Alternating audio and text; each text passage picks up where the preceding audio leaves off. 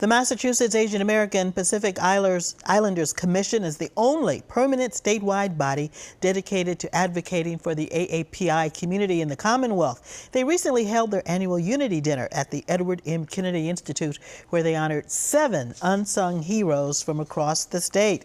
And today we welcome Dr. Gary Chu. He's chairman of the AAPI Commission, and 2 of the unsung heroes, Connie Wong and Shaleen Sheth. Welcome to you both. Thank Welcome you. to you all. Thank you for having us. Gary, I want to start with you. Tell us a bit about the background of the commission and its mission. What are some of the legislative issues the commission is focused on this year? Well, the commission started in 2006 because the legislature noticed that the Asian American community, Asian American Pacific Islander community, is the fastest growing community in Massachusetts. And yet it is a very diverse community. It's not one language that holds us together, it's more of a region. Mainly Asia, but if you think about East Asia, Southeast Asia, South Asia, they're pretty big. And then when you add Pacific Islanders, that is a really big group. It's a lot of people. It's really connecting politically. It's the political power together. And the goal of the commission is to raise and recognize the vital contribution of Asian American and Pacific Islanders in Massachusetts, as well as to advocate with the diverse issues that there are. Okay. So, very good, very good. So, Connie, you are the Deputy Commissioner for Labor Relations, Human Resources, and Legal Affairs for the Boston Fire Department. That's quite a title. And you've been focused on diversifying the fire department. Has it been difficult to get Asian Americans into the department? I would say yes, it has, because in the course over the last 8 years that I've been doing this work, and that's only part of my job given my title, but the AAPI community is one of the toughest demographics to reach into, to recruit from, to do outreach, and to end up hiring them. I'm proud to say that there have been a lot of efforts made since I took on Talk about some of the initiatives the department has done and you have led to increase diversity. Well, first off, hiring for public safety positions falls under civil service laws. So one of the things that I first did was to use language certifications to hire more AAPI or other underrepresented communities. We have also, about 6 years ago, started a Teen Academy program in the summer for Boston youth to create a pipeline, if you will, of potential firefighters, and using all the tools at our disposal. We now have a cadet program as well, where we will hopefully have a 2-year program of Boston young adults and get them interested and potentially also apply and continue with our outreach to age-eligible and military veterans. So the work starts now and may bear results down the road. Correct. Connie, what do you think it's going to take to have more public safety leaders who are civilian women of color at your level? That's a tough question. It depends on all the appointing authorities, right?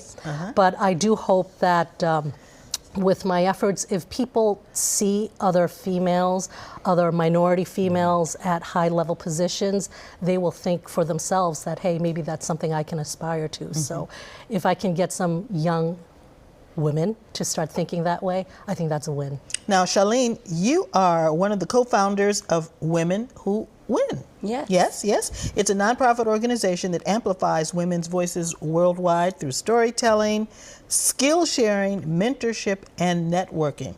Tell us about when and why you started this organization. Absolutely. So we started this platform about 3 years ago, and I think everyone on our team had been involved in women empowerment causes and media, like, in our own way. And we really saw an opportunity to create a platform that was really focused on positive storytelling for women. And we really wanted to have a place for women to really share these stories, have their voices heard.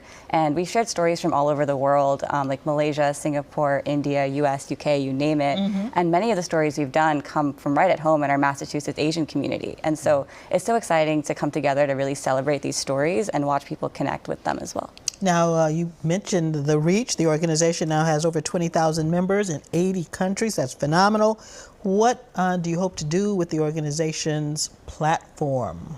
Absolutely. So I really hope that our platform can really be a source of motivation and inspiration for women around the world to pursue their dreams. No matter what career path they're looking at or like any adversities that they've overcome, we want our platform to really relate and inspire people. One goal that we actually have, which my dad kind of inspired, was he was like, you've shared stories from all over the world. It would be wonderful if you could have a story of an inspiring woman from each country. And so we're on our way there. I think we're going to get there, and I'm optimistic about that. Okay, now who are some of the leaders in Boston that you admire or that you have your eye on, that you've highlighted in women who went? Absolutely. I've really admired some of the leaders at our Asian American Commission, and I'm a big admirer of Michelle Wu and Maura Healy. But I'd have to say my mom is also someone I truly admire. She's a leader in our South Asian American community in Boston, and I've seen her be a really strong advocate for women's health, and I really admire her as well. Mom is the best leader. Mom is the best leader. Dr. Chu, during AAPI Heritage Month, many people are paying closer attention to the contributions of the community. If you could sum up the unsung heroes in a few words, what do you think they would be? The unsung heroes. So what the commission has done over the last year is having these listening sessions. We've gone to like Western Mass, Lowell, Boston communities, and when we are there, you have heroes who are in the midst of the community doing a lot of work that no one hears about.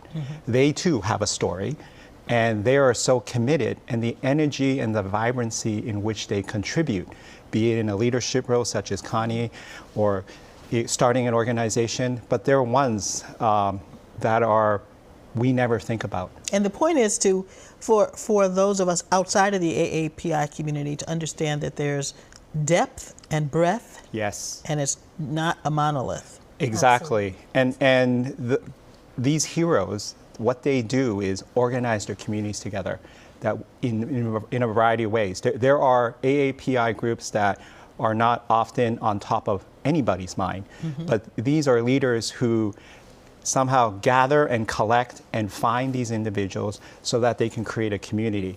And because many of the AAPI community may not understand the resources the state or local government may provide to them, or even being well-versed in the English language, they become the connectors. So, and that's what your mission is all about. Yes. All right. Dr. Chu, Connie, and Shaleen, thank you for joining us today.